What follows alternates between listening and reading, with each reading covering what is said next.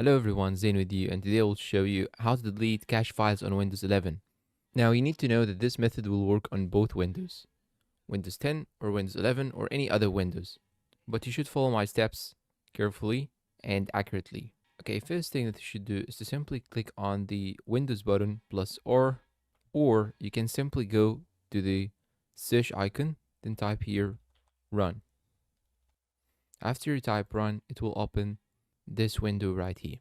And now what you should do is to simply delete all of this and type here prefetch, just like so. Prefetch, then click on OK, then click on continue to ask you for the permission, and it will open this interface. Now you should click on any one of these files, then click on Ctrl plus A in order to select all.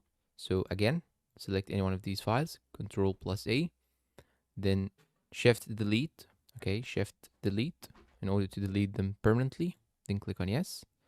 And of course, some of the folders may not be able to be deleted. Just click on do this for all current items, then click on skip. This is the first step. And now what you should do, the second step, is to simply type here temp, then click on OK. It will open this folder. You should click on one of these files, then click on Ctrl A, then click on Shift Delete again. Choose a file, Ctrl A, Shift Delete, then click on yes. And of course, some of the files or folders may not be available to be deleted because, of course, they are in use. Because here I'm using actually the Adobe and I'm using the screen recorder. These files cannot be actually deleted right now. Now let's jump into the step number 3. Again, Windows plus R. Then this time we will gonna type %temp %.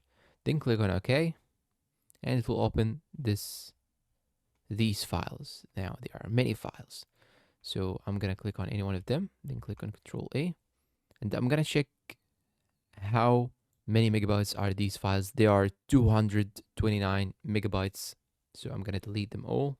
Shift delete again. Some files may not be able to be deleted. Just click on do this for all current items, then click on skip, and we are all done. Now we still have the last step. I'm gonna click on Windows R again. Then what you should do is to type here clean mgr, then click on OK.